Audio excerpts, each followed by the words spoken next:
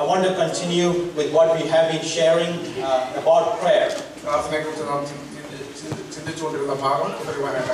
The last 2 weeks we have been speaking about prayer. First of all, we looked at the privilege of prayer, that is praying in His name.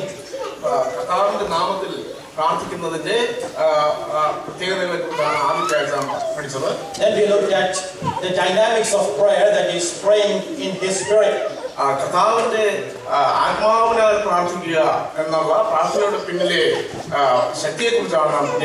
this morning I want to look and share with you the fervency of prayer, that is praying scripturally.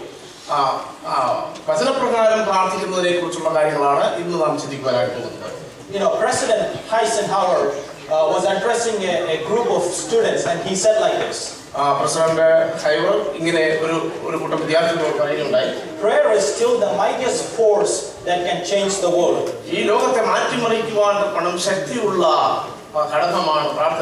When it is used by dedicated men and women.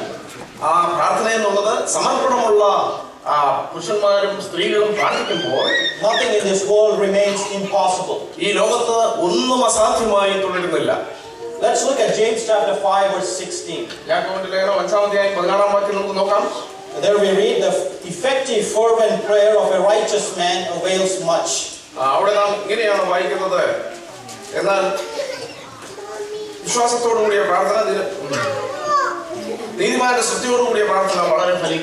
You see, great warriors in prayer and giants in faith have battled with God. They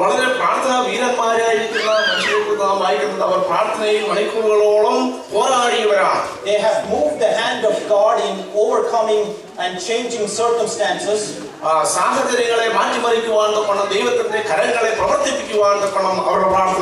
Winning victory over their enemies. Closing the mouths of wild beasts.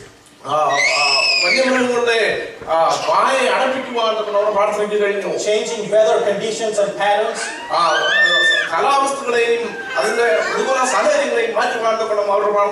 Bringing emperors to their knees.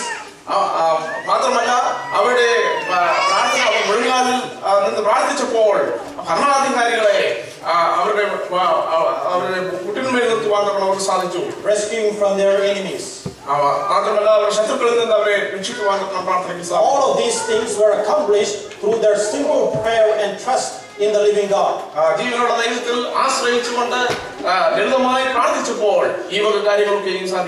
Why don't we see the hand of God moving circumstances in our life?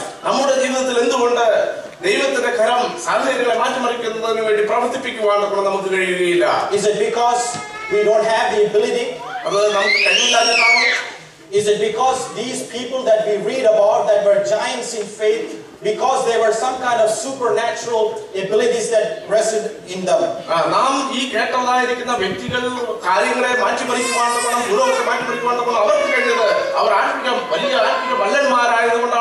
Did George Mueller have some special access in the presence of God?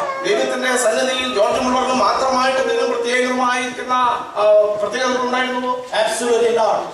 It's because our prayers are not effective. As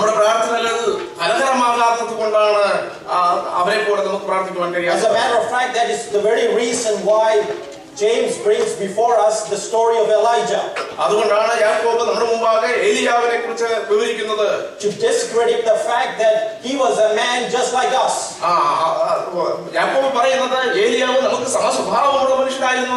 But he was able to do supernatural things. Notice in James chapter 5 verse 17 and 18. You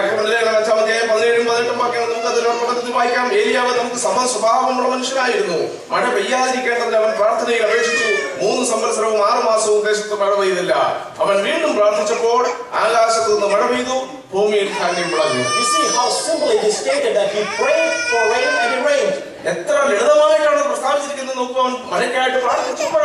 Mighty believers, when we pray, do we have such confidence in God that what we pray for will be accomplished? Even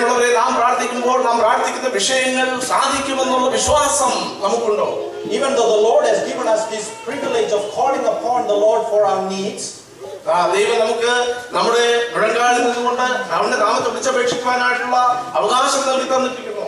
Yet it is not simply asking it that will accomplish it. എന്നാൽ നാം ലളിതമായി കേവലം അപേക്ഷിക്കുന്നത് കൊണ്ട് അത് സാധിക്കുന്നില്ല എന്നാണ് കണ്ടുവരുന്നത്. But there has to be some certain conditions that have to be met in the life of a believer. ഒരു വിശ്വാസിയുടെ ജീവിതത്തിൽ ചില പ്രത്യേകമായിരിക്കുന്ന കണ്ടീഷനുകൾ സാധിച്ചെങ്കിൽ മാത്രമേ പ്രാർത്ഥനയ്ക്ക് ശരിയായ മറുപടി ലഭിക്കുകയുള്ളൂ. Prayer is not unconditional. പ്രാർത്ഥന എന്ന് പറയുന്നത് ഉപാധികളില്ലാത്ത ഒന്നല്ല. Prayer has conditions. പ്രാർത്ഥനയ്ക്ക് ചില ഉപാധികളുണ്ട്. And that is what this morning we will look at.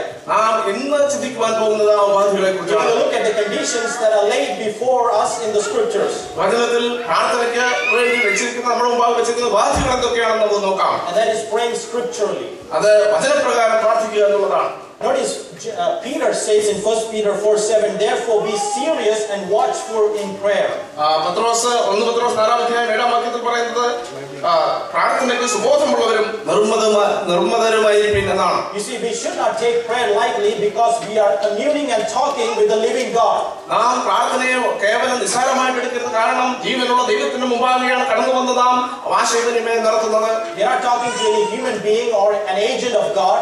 ദൈവത്തോട് ഏതെങ്കിലും മധ്യസ്ഥനോടോ അല്ലെങ്കിൽ ഏതെങ്കിലും മനുഷ്യരോടോ നാം പ്രാർത്ഥിക്കുന്നത് ജീവനുള്ളവരായിരിക്കും ദൈവത്തോട്. So whenever we take the name of the Lord in our lips, let us be serious about it. നാം അവന്റെ നാമം നമ്മുടെ അധരങ്ങളിൽ എടുക്കുമ്പോൾ അതിനെക്കുറിച്ച് വളരെ ഉത്തരവാദിത്വത്തോടു കൂടെ ചെയ്യുക. This morning, as time permits, I will be sharing some personal experiences of how God has answered our prayers.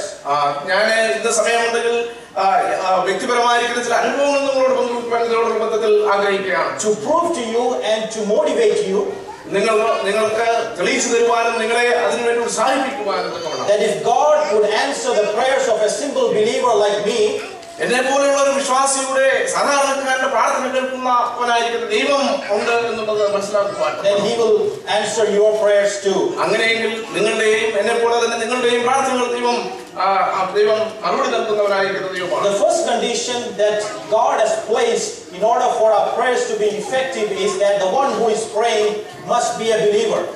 ഒന്നാമത്തെ നിബന്ധന ദൈവം പ്രാർത്ഥനയോടുള്ള ബന്ധത്തിൽ വെച്ചിരിക്കുന്നത് പ്രാർത്ഥനയ്ക്ക് മറുപടി ലഭിക്കണമെങ്കിൽ ഒന്നാമത് പ്രാർത്ഥിക്കുന്നവർ ഒരു വിശ്വാസിയായിരിക്കണം. John chapter 9 verse 31. യോഹന്നാന്റെ സുവിശേഷം 9-ാം അധ്യായം. Now we know that God does not hear sinners. ദൈവം പാപികളുടെ പ്രാർത്ഥന കേൾക്കുന്നില്ല എന്ന് നമുക്കറിയാം. But if anyone is a worshipper of God, എന്നാൽ ദൈവത്തിനെ ആരാധിക്കുന്ന ഒരു വ്യക്തി and does His will, അവന്റെ ഹിതം പ്രവർത്തിച്ചുകൊണ്ട് He hears him.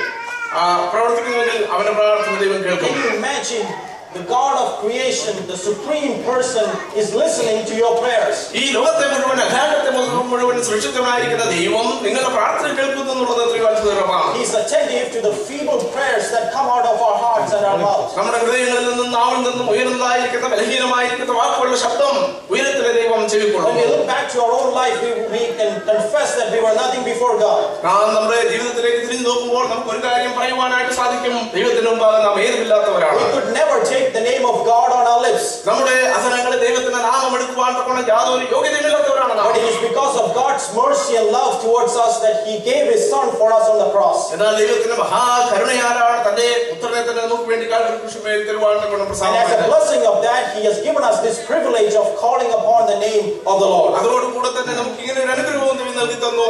അവന്റെ നാമം നമ്മുടെ അധരങ്ങളിൽ എടുത്തുകൊണ്ട് അവനെ വിളിച്ചപേക്ഷിക്കുവാനായിട്ടുള്ള അവകാശം ദൈവം നമുക്ക് നൽകി. You see, a sinner is who hasn't accepted the Lord into their life as their Lord and Savior. ഒരു പാപി എന്ന് പറഞ്ഞാൽ അവൻ ദൈവത്തെ തന്റെ രക്ഷിതാവും കർത്താവുമായിട്ട് ഒരിക്കലും തന്റെ ജീവിതത്തിൽ സ്വീകരിച്ചിട്ടില്ലാത്ത വ്യക്തിയാണ്. You see, he is still living in sin. അവൻ ഇപ്പോഴും പാപത്തിൽ തുടരുന്നവനാണ്. His heart is unrepentant. അവന്റെ ഹൃദയത്തിന് ഒരു രൂപാന്തരം സംഭവിച്ചിട്ടില്ല.